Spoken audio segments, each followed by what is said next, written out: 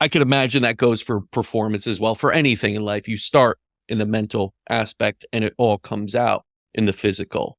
And, Everything in the world is mental, right? There's this great book called the Kabbalah, yeah, written by the Three Initiatives, and the first rule in the 7 principles of really alchemy or materialism is everything is mental. mm-hmm. All life is mental, and when you realize that your perception is a reflection of what you see inside your mind, you realize that the only way to change the way you look through your eyes is to change the way you think, to change what you believe. But also, the only way that I've seen in my short time on this planet, and I'm just getting started, is the only way for you to change your life, your energy patterns, is to raise your frequency. Mm-hmm. There's no other way, because I can give you more information. You can become a genius intellectually. But unless you're able to raise your frequency, you'll never be able to change your life. Yeah.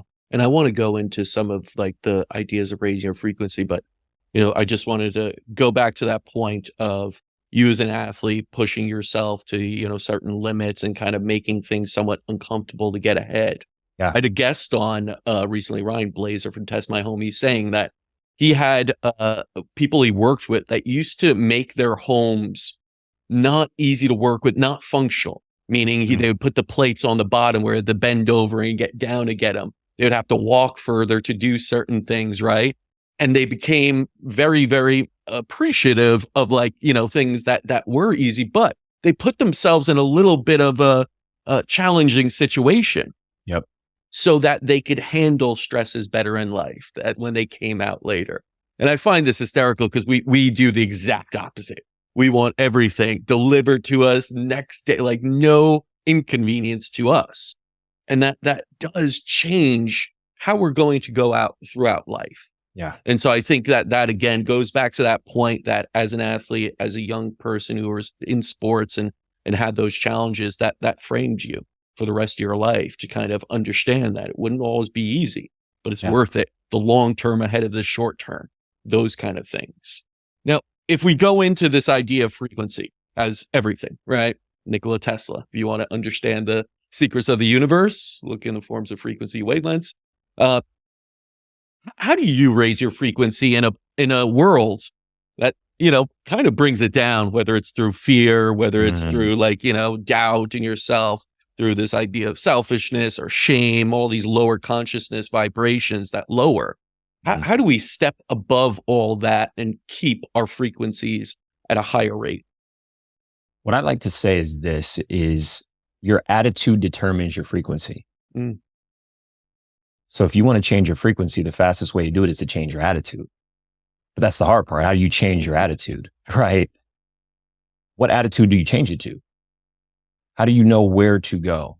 And for me, I've always had this need to push. I've always been a leader. Some people were born like that. Others are made, right? I've always been like that. And I believe that we all have certain roles that we're supposed to play in society. And as I've grown, I've started to see that pushing and striving for something that's not aligned with who I am and my higher purpose has gotten me to a lot of pain and suffering. A lot of pain and suffering, especially in the world of sports. Because the way that I lived my life as an athlete when I was in the NFL was to show everyone around me that I made it, that I was good enough. Because at the very deep root of who I am, and we'll talk about how I got there, is there's this deep fear of inadequacy. That has nothing to do with me. It has everything to do with where I was born, when I was born, and the time I was born. So understanding that, I started to realize that everything that I was doing was to please other people. And that's the fastest way to find unhappiness in your life. It wasn't until I realized that I started to change, not who I was, but understand who I was supposed to be.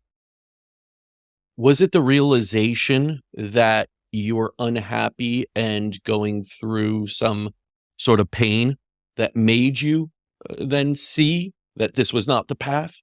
Where did you find that kind of aha moment? Because I'm just thinking of other people that continue to relive this cycle of something they're not learning, or just pain, suffering, unhappiness, Yeah.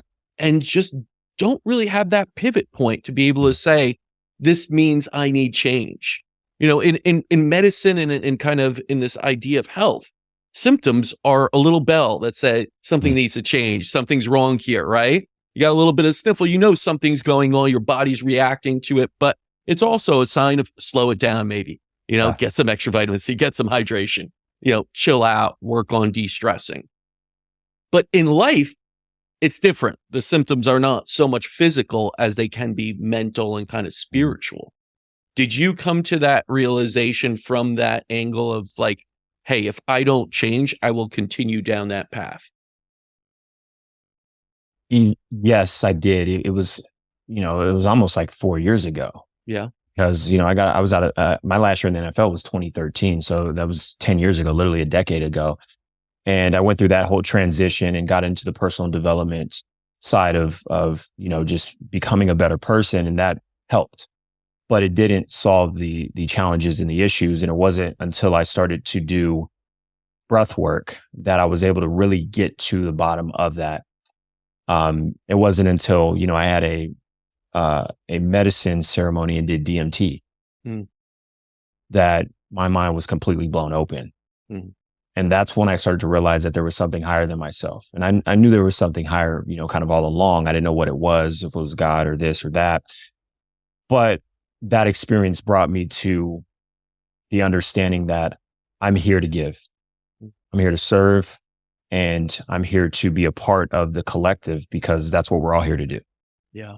And that's what created this transmission of me wanting to serve in the way that I'm doing it. And I think it just took me a little bit of time to figure out how I want to serve.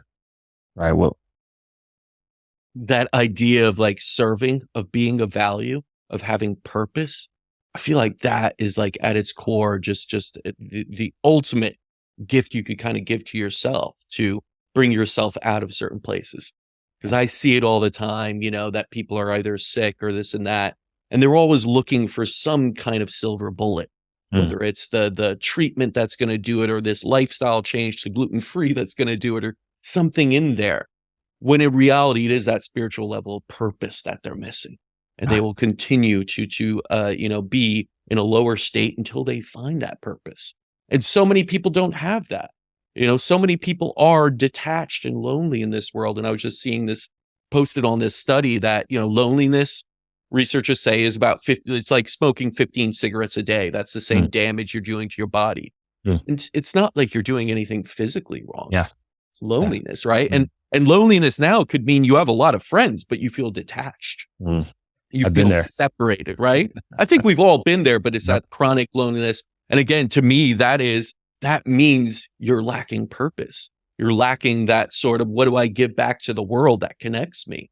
Yeah. Because I could have people around me, but if I don't feel that, there is going to be this deep connectedness with everything around you.